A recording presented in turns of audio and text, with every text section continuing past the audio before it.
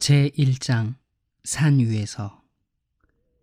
예수께서 베들레헴에서 탄생하시기 14세기 전 이스라엘 자손들이 평평한 세겜 골짜기에 모였다. 산 좌우에서 축복과 저주를 내리는 제사장들의 음성이 들려왔다. 너희 하나님 여호와의 명령을 들으면 복이 될 것이요 너희 하나님 여호와의 명령을 듣지 아니하면 저주를 받으리라. 축복의 말씀이 선포되었던 이 산은 이렇게 하여 축복의 산으로 알려지게 되었다. 그러나 정작 죄와 슬픔이 많은 세상에 축복이 된 말씀이 선포된 곳은 그리심 산상이 아니었다. 이스라엘은 그들 앞에 제시된 높은 이상에 도달하지 못했다.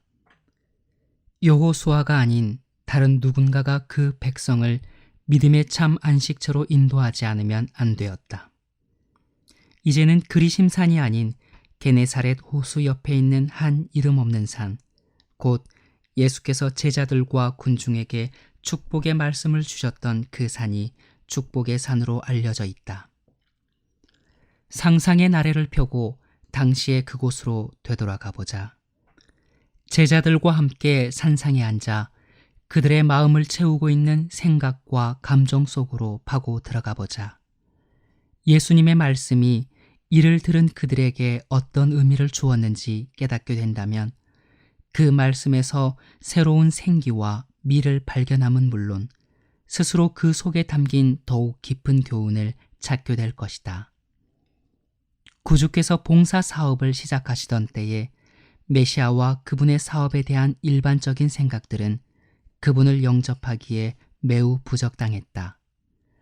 진정한 신앙 정신이 유전과 의식 존중주의로 인해 상실당하고 예언들이 교만하고 세상을 사랑하는 자들의 손에 의해 마음대로 해석되었다.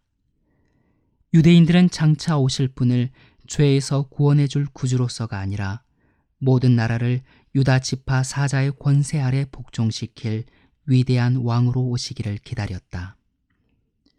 옛날 선지자들처럼 마음을 성찰케 하는 능력을 가진 침례 요한이 그들에게 회개하라고 외친 것도 허사가 되고 말았다. 요단 강가에서 예수님을 세상 죄를 지고 가는 하나님의 어린 양으로 지적해 준 일이 허사가 되었다. 하나님께서는 이사야가 예언한 고난의 구주를 그들의 마음에 지적해 주고자 말씀하셨으나 그들은 그것을 듣고자 하지 않았다. 만일 이스라엘의 교사들과 지도자들이 예수님의 변화시키는 능력에 굴복하였더라면 그분께서는 사람들 사이에서 그들을 당신의 사신으로 삼았을 것이다. 천국이 가까웠다는 복음과 회개하라는 호소는 유대 땅에 먼저 전파되었다. 예루살렘 성전에서 신성을 모독하는 자들을 내어 쫓음으로써 예수께서는 자신이 메시아 곧 죄의 부정에서 심령을 정결케 하시며 백성을 주님의 거룩한 성전으로 만드시는 분임을 선언하셨다. 그러나 유대인 지도자들은 마음을 낮추어 나사렛에서 온 그 겸손한 선생을 영접하고자 하지 않았다. 예수께서는 예루살렘을 두 번째 방문하셨을 때 산헤드린 회의에 소환되셨다.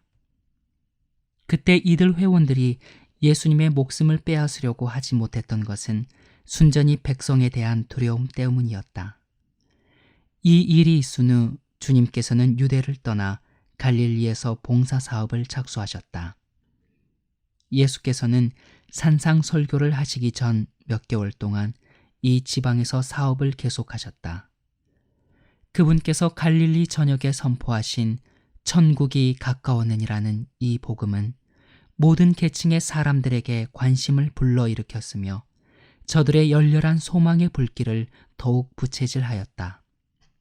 이 새로운 교사의 명성은 팔레스틴의 경계 너머까지 퍼져갔다.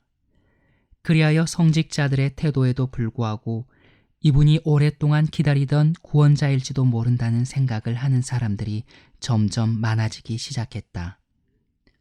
많은 무리가 예수님을 따라 모여들게 되자 사람들의 열기가 점점 고조되었다.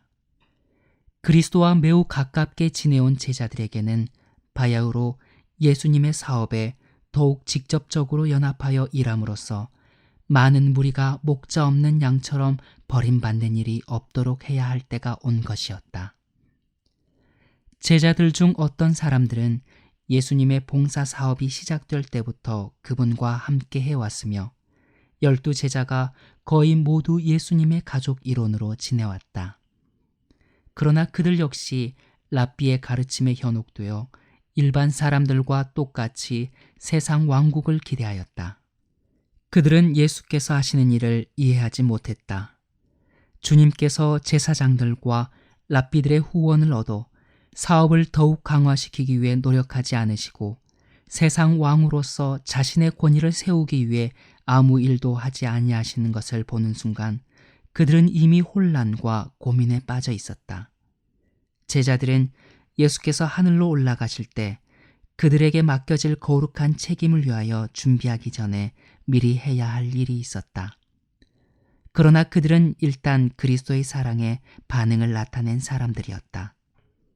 그래서 비록 더디 믿는 마음이 있긴 했지만 예수께서는 위대한 사업을 위하여 훈련시키고 교육할 가치가 있는 자들을 그들 가운데서 발견하셨다.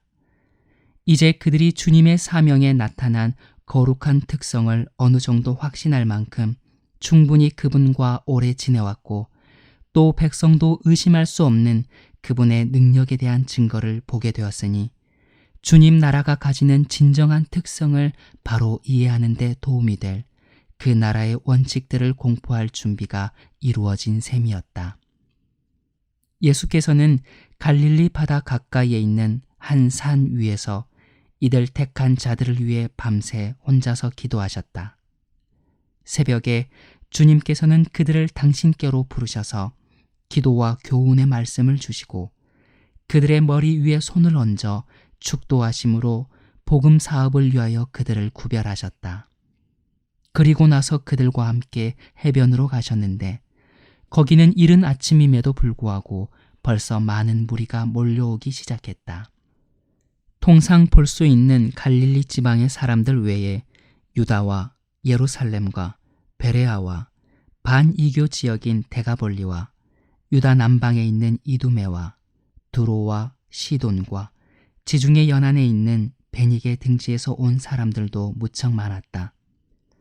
그들은 그의 하신 큰 일을 듣고 예수의 말씀도 듣고 병고침을 얻으려고 왔는데 이는 능력이 예수께로 나서 모든 사람을 낫게 함이러라.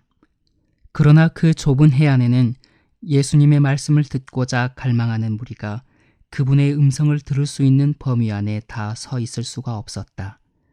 그래서 주님께서는 그들을 다시 산으로 인도하셨다. 그 많은 무리가 다 넉넉하게 앉을 수 있는 평평한 장소에 이르자 그분께서는 풀밭에 앉으셨다.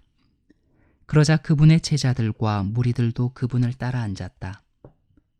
제자들은 무슨 특별한 일이 생기기를 기대하는 마음으로 그들의 선생님 곁에 모여들었다. 그들은 아침에 일어난 일도 있고 하여 어리석게도 그분께서 얼마 오래지 아니하여 세우실 왕국에 대해 곧 모종의 발표를 하실 것으로 기대했다. 무리들 중에도 무엇을 기대하는 듯한 기운이 농후하였다.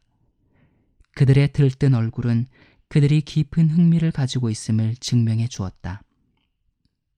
푸른 언덕에 앉아 거룩한 선생님의 말씀을 기다리는 동안 그들의 마음은 장래의 영광에 대한 생각으로 가득 찼다. 그 중에는 밉살스런 로마인들을 지배하고 세계적인 대제국으로서의 부와 영광을 누릴 날이 오기를 학수고대하는 서기관과 바리새인들도 있었다.